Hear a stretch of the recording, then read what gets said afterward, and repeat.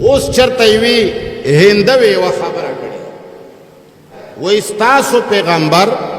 د شپږو کالو جنې خوښه کړه او د 9 کالو په عمر کې ځان لا واده کړ. د دنیا کې مشهور اورېدلې الکه اورېدلې مې اولو ګستاخی وکړه. دغه خبره زمون بخاری شریف لیکلې ده. چا لیکلې ده چې ته ګستاخی غاڼې چې هندوی دا خبره وکړه او ګستاخی وکړه. دا ګستاخی خو ته هر ورځ طالبانو لکه دا بخاری شریف کې ته پڑھاووي 9 سنه بقاعده تالی کلی دي ته پڑھاوي هر طالب ته وای زه یوازې د هغې هندوی دشمن نه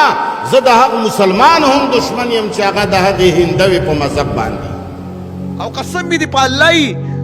که چرته کې د دې مسلمانانو یره د دې په زړه کې نه وي د دې انسان په زړه کې د خپلید انسان د منکر حدیث انسان د دې په زړه کې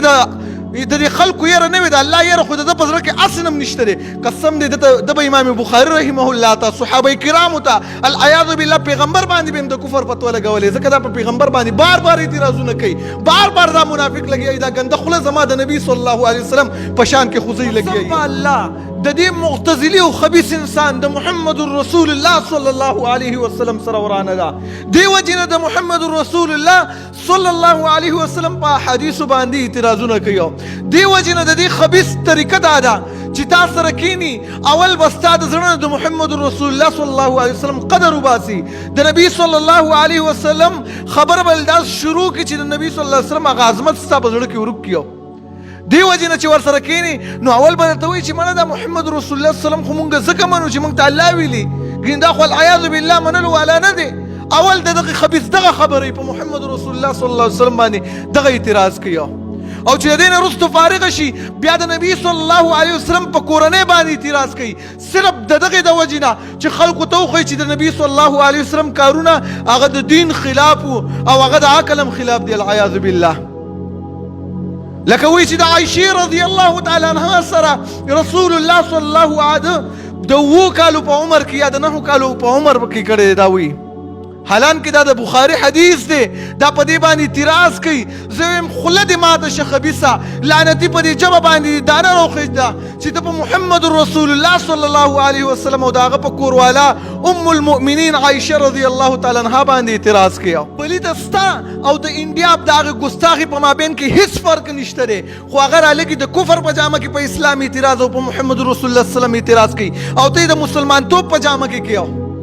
ستا په دې ګنده ذهن کې چې کم ګنده سوچونه دي د امام الانبیاء محمد رسول الله صلی الله علیه وسلم د پاره او د ام المؤمنین عائشه الصدیقه رضی الله عنها مبارک والله دا خبره سوچه خطا ده. نبی صلی الله علیه وسلم د عائشه رضی الله تعالی عنها سره چې په دې عمر کې واده کړی دی ا د خپل خواهشاتو د پاره نه بلکې د دې لپاره چې هغه له تعلیم ورکړي او هغه امت ته ورسي ولا ماشومه د وړو ماشومانو ذهن هغه صفای تعلیم زر اخلي امت ته چې زیات دین نقل کړي په امهات المؤمنین کې د نبی صلی الله علیه وسلم په کورنۍ کې په بیبيانو کې هغه عائشه رضی الله عنها نقل کړي دی. نبی صلی الله علیه وسلم کده خواهشاتو د پاره دا واده کول نبی صلی الله علیه وسلم به د کندو سره چرته واده نه وکړي. نبی صلی الله علیه وسلم ټول کندې کړي سوا د عائشه رضی الله عنها نه. د هر صحابي را تمنا وا چې الله د نبی صلی الله علیه وسلم کور ته زمونږ لور لاړ شي د هر صحابي را تمنا وا هر زنانه بر الله نبی صلی الله علیه وسلم ته د نکاح پیشکش کولو